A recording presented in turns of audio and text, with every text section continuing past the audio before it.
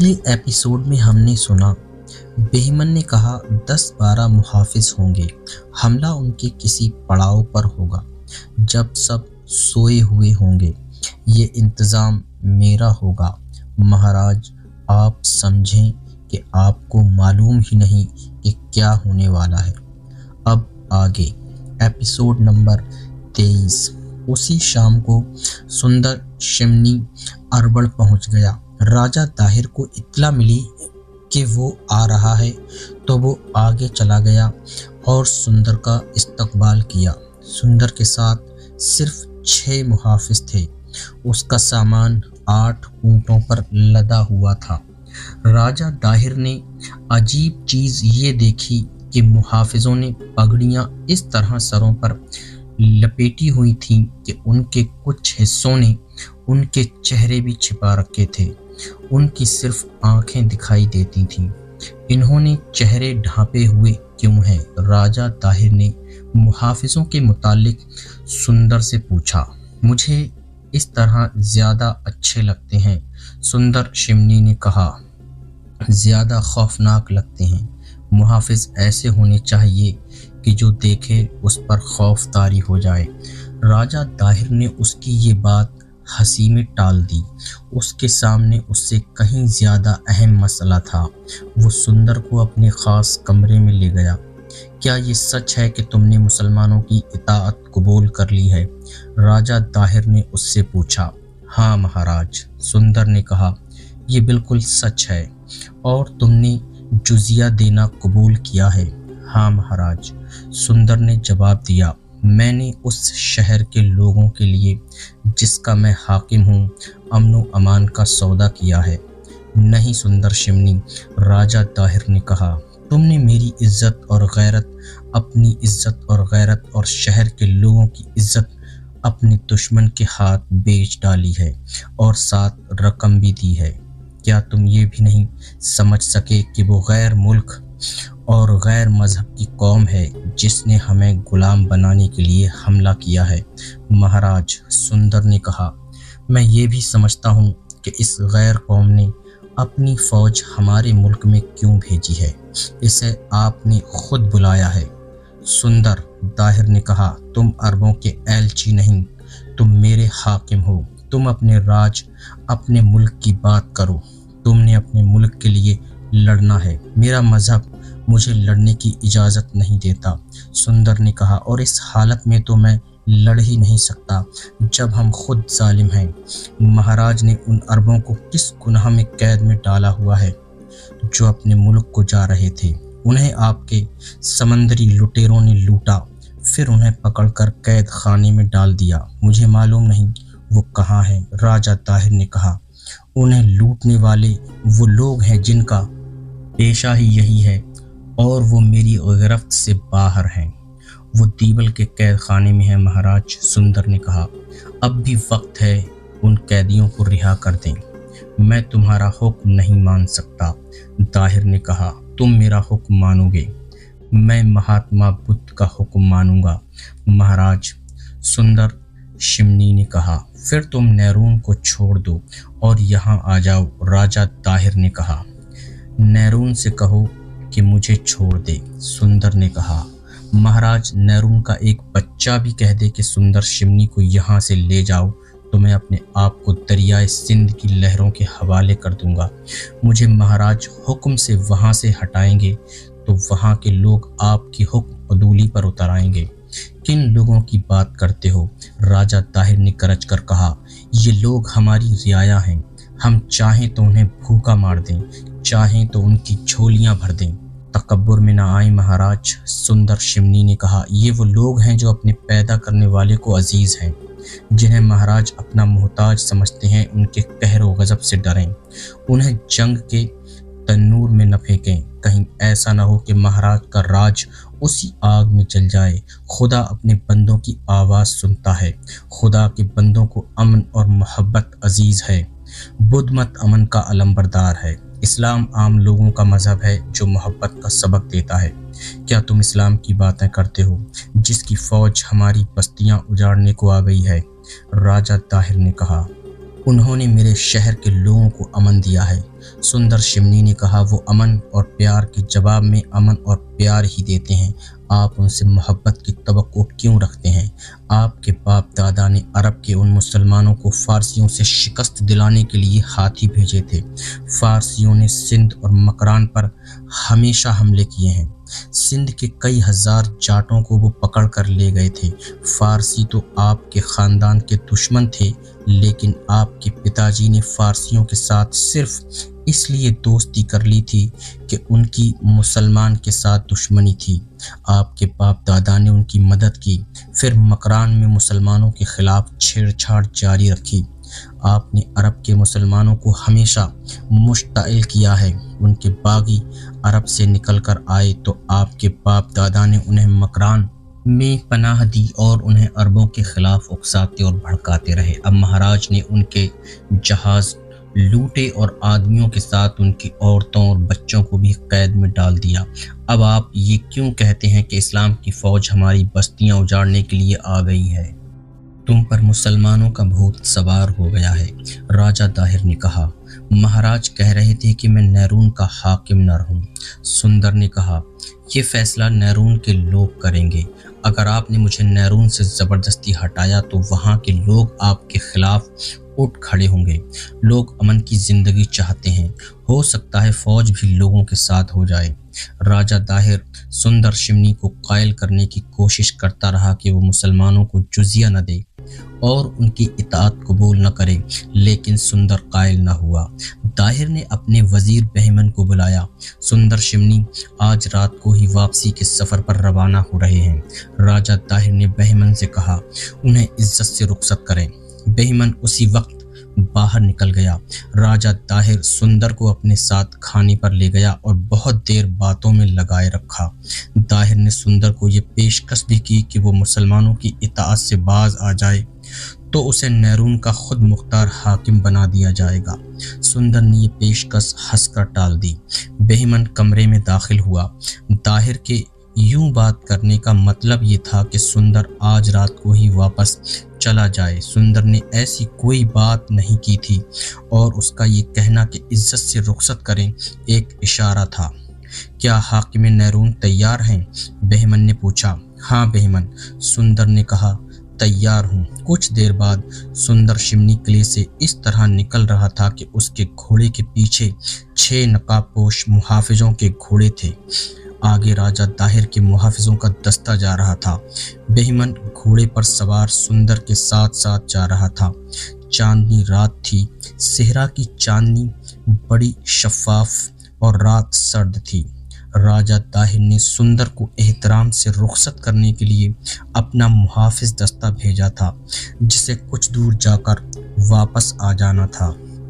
ये जुलूस खामोशी से चला जा रहा था। रात खामोश थी। घोड़ों के कदमों की आवाज़ों के सिवा और कोई आवाज़ नहीं थी। जुलूस किले से कोई 1 मील दूर पहुंचा तो बहमन ने सुंदर को रोक लिया, उससे हाथ मिलाया और हाथ जोड़कर प्रणाम किया। दाहिर के मुहाफिजों ने घोड़े रास्ते के दाएं और बाएं खड़े कर दिए और सबने तलवारें निकालकर आगे को झुका दी। सुंदर और उसके मुहाफिज उनके दरमियान से गुजर गए। दाहिर के मुहाफिजों ने तलवारें नियामों में डाल लीं। बहमन ने उन्हें वापसी का हुक्म दिया और अपना घोड़ा दौड़ाया। मुहाफिजों ने भी घोड़ों को एड़ लगाई और वो किले में दाखिल हो गए। बहमन सीधा राजा दाहिर के पास गया। तुम्हारा बंदोबस्त नाकाम तो नहीं हो जाएगा? राजा दाहिर ने बहमन से पूछा। सुबह उसकी और उसके 6 मुहाफिजों की लाशें किले में लाई जाएंगी। बहमन ने जवाब दिया, मैंने 20 आदमी भेजे हैं। उन पर किसी को शक नहीं हो सकता कि वो अपनी फौज के चुने हुए सिपाही और ओहदेदार हैं। वो ऊँटों पर गए हैं और वो मुसाफिरों के भेष में हैं। मैंने 5 औरतें भी साथ भेज दी हैं ताकि देखने वाले उन्हें मुसाफिर ही समझें। सुंदर ने सुबह से पहले कहीं पड़ाव ज़रूर करना है। जहाँ भी वो पड़ाव करेगा वहाँ कुछ देर सोएगा ज़रूर। उसके मुहाफिज भी सो जाएंगे, फिर वो कभी नहीं उठेंगे। इस बुद्ध को नैरून जिंदा नहीं पहुंचना चाहिए। राजा दाहिर ने कहा। नहीं पहुंचेगा महाराज। बहमन ने कहा, आप नैरून का कोई और हाकिम मुकर्रर कर दें। नैरून का हाकिम मेरा अपना बेटा जय सेना होगा, ताहिर ने कहा। और महाराज, बहमन ने कहा, सुंदर के साथ जो मुहाफिज आए थे वो अपनी फौज के आदमी नहीं थे, वो अरब के मुसलमान लगते थे। उनकी सिर्फ पेशानियां, नाकें और आंखें नजर आती थीं। जब सुंदर आपके पास था तो ये मुहाफिज किले में इधर उधर टहलते, हर तरफ देखते और आपस में सरगोशियों में बातें करते रहे थे। उनकी चाल ढाल भी मुझे मुख्तलिफ लगती थी। फिर मैंने उनके घोड़ों की जीनें देखी, ये हमारे मुल्क की बनी हुई नहीं थीं, इसीलिए उनके चेहरे ढांपे हुए थे। राजा ताहिर ने कहा, इसका मतलब ये हुआ कि उस शख्स ने अरबों की फौज के साथ ताल्लुक पैदा कर लिया है और उसने अपने लिए अरब मुहाफिज रख लिए हैं। आज रात न वो रहेगा न उसके अरब मुहाफिज, बहमन ने कहा। जब बहमन राजा ताहिर के साथ ये बातें कर रहा था, उस वक्त सुंदर 6 मुहाफिजों के साथ नैरून के रास्ते पर जा रहा था। फौजों और मुसाफिरों के आने जाने का यही रास्ता था जो रेगिस्तान में से गुजरता था। आधे रास्ते में एक सरसब्ज जगह थी जहां पानी मिल जाता था।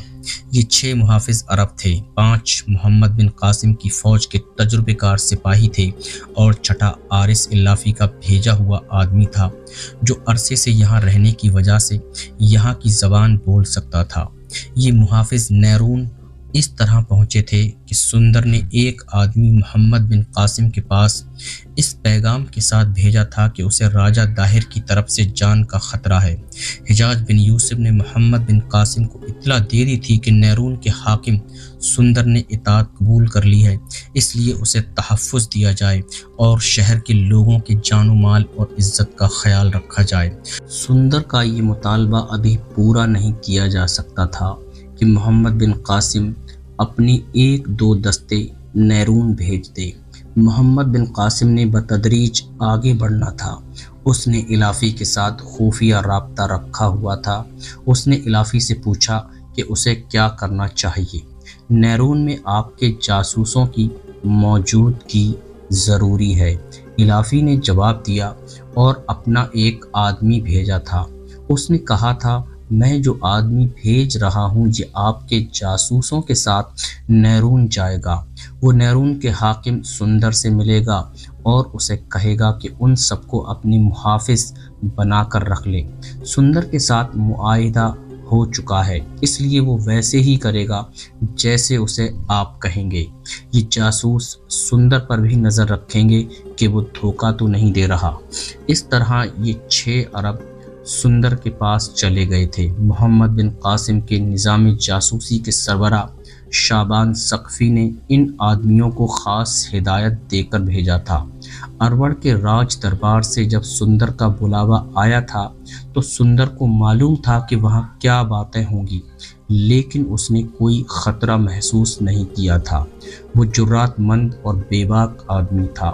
वो अपने उन मुहाफिजों को साथ ले जाना चाहता था जो पहले से उसके पास थे। वो फ़ौज के आदमी थे जिनमें ज़्यादातर हिंदू थे। अरबी मुहाफिज शाबान सकफ़ी के ख़ास आदमी थे। उन्होंने सुंदर को मशवरा दिया था कि वो उन्हें साथ ले चले और ये उन्होंने ही सोचा था कि उनके चेहरे ढांपे हुए हों ताकि अरवड़ में किसी को शक न हो कि ये अरब हैं। नैरून में उनके मुतालिक ये मशहूर किया गया था कि ये इन अरबों में से हैं जो अरब से भागकर आए और यहाँ आबाद हो गए थे। सुंदर रात को अरवड़ से नैरून के वापसी सफ़र पर रवाना हुआ था। रात गुजर गई, सुबह तुलू हुई, सूरज सहरा के उफ़क़ से उभरा और ऊपर ही ऊपर उठता आया। राजा दाहिर की आँख खुली तो उसने पहली बात ये पूछी कि बहमन आया है? नहीं आया महाराज, उसे जवाब मिला। ज्यों ही आए उसे अंदर भेज देना, दाहिर ने कहा। बहुत सा वक्त गुजर गया तो राजा दाहिर ने पूछा कि बहमन नहीं आया? वो नहीं आया था। राजा दाहिर ने कहा कि उसे फ़ौरन बुलाया जाए। उसे बुलाने गए तो वो घर में नहीं था। उसे इधर उधर ढूंढने लगे तो पता चला कि वो किले की दीवार पर खड़ा है। बहमन दीवार पर खड़ा नैरून की तरफ देख रहा था। नैरून की तरफ से आने वाला रास्ता दूर तक नज़र आ रहा था। सहरा की रेत धूप में चमकने लगी थी। बहमन की नज़रें जो देखने की कोशिश कर रही थीं वो उसे नज़र नहीं आ रहा था। वो उन 20 शुतर सवारों को देखने की कोशिश कर रहा था जिन्हें उसने सुंदर और उसके 6 मुहाफिजों को कत्ल करने के लिए भेजा था। उन्हें अब तक वापस आ जाना चाहिए था, लेकिन जहां तक आंखें देख सकती थीं वो आते नजर नहीं आ रहे थे। उसे बताया गया कि महाराज बुला रहे हैं। वो मायूसी के आलम में किले की दीवार से उतरा और राजा ताहिर के पास गया। तुम जानते हो मैं किस खबर का इंतजार कर रहा हूँ, राजा ताहिर ने कहा। मैं भी उसी खबर का मुंतजिर हूँ महाराज, बहिमन ने कहा। मैं उनकी राह देख रहा हूँ। हो सकता है सुंदर रात को कहीं रुका ही न हो। अगर वो दिन को कहीं रुका और वो और मुहाफिज सो गए तो भी उन्हें साफ कर दिया जाएगा। रात को तो वो कहीं न कहीं ज़रूर रुकेगा। वो नैरून नहीं पहुंच सकता महाराज। मेरा ख्याल है वो दूर निकल गए हैं। कल तो वो ज़रूर आ जाएंगे। वो दिन गुजर गया, रात गुजरी। अगली सुबह तुलू हुई। बहिमन फिर किले की दीवार पर चढ़ा और उसकी नज़रें सेहरा को खोजने लगीं। उसे शुतर सवारों का काफिला वापस नजर आता न आया। राजा ताहिर उससे ज्यादा बेचैन था। आखिर वो चौथे रोज दोपहर को वापस आए। कातिलों के इस गिरोह का कमांडर बहिमन के सामने जाकर खड़ा हो गया। काम कर आए हो? बहिमन ने पूछा। कमांडर ने सर हिलाकर बताया कि काम नहीं हुआ। क्यों? बहिमन ने गरज कर पूछा। क्या वजह हुई? तुम सब उन औरतों में मगन हो गए होगे जिन्हें तुम्हारे साथ भेजा गया था। नहीं महाराज, कमांडर ने जवाब दिया। हम तो कहीं सांस लेने को भी नहीं रुके। हम नैरून के करीब से वापस आए हैं। वो हमें कहीं भी नजर नहीं आए। उन्होंने शायद रास्ता बदल लिया था। बहिमन का मुंह लटक गया। उसने राजा ताहिर को बताया कि शिकार हाथ से निकल गया है। शिकार नहीं, राजा ताहिर ने कहा, नैरून हाथ से निकल गया है। अब कुछ और सोचो। मैं सोच रहा हूँ वो किधर निकल गए हैं। बहिमन ने कहा, क्या उन्हें शक हो गया था? सांप निकल गया है। राजा ताहिर ने कहा, पीछे जो लकीर छोड़ गया है उसे मत देखते रहो। सोचना यह है कि नैरून के लोगों को किस तरह सुंदर के खिलाफ किया जाए। लोग अमन चाहते हैं। उस शख्स ने लोगों के जहनों में मालूम नहीं क्या डाल दिया है कि वो बुज़दिल हो गए हैं और उसी की सुनते हैं और उसकी बात को सच मानते हैं। कुछ करेंगे महाराज, बहिमन ने कहा। कब करोगे? राजा ताहिर ने कहा, मालूम होता है तुम्हारी अक्ल जवाब दे गई है और मेरे दिल पर वैसे ही एक वहम बैठ गया है कि मैंने सुंदर को नैरून की हाकिमियत से सबको दोष किया तो शायद आसमान गिर पड़ेगा। मैं उसे उसके घर में कत्ल करा दूंगा। ये ना हुआ तो मैं उसे वापस बुलाऊंगा। अगर उसने नैरून न छोड़ा तो मैं उसके खिलाफ फौजी कार्रवाई करूंगा। आप कुछ भी न करें तो बेहतर है, बहिमन ने कहा। हालात हमारे हक में नहीं। दुश्मन तूफान की तरह आ रहा है। कहीं ऐसा न हो कि आपका जबर बगावत की आग भड़का दे। हमें अब जो भी कार्रवाई करनी है सोच समझ कर करनी है। महाराज अपनी गलती की सज़ा भुगत रहे हैं। एक तरफ बुद्धों को आपने इतना ज़्यादा दबा कर रखा हुआ है कि उनकी इबादत गाहों पर पाबंदी आयद कर दी और दूसरी तरफ बुद्धों को ही शहरों का हाकिम बना दिया। देख लें कितने शहरों के हाकिम बुद्ध हैं। अगर सबने सुंदर शिमनी जैसा रवैया इख्तियार कर लिया तो हमारे लिए मुश्किल पैदा हो जाएगी। अभी नैरून की बात करो, राजा ताहिर ने कहा। अगर अरबी फौज दीबल से आगे बढ़ आई तो नैरून को अड्डा बना लेगी। बहिमन गहरी सोच में गुम हो गया। राजा ताहिर कुछ न कुछ बोलता रहा और बहिमन जैसे उसकी सुन ही ना रहा था।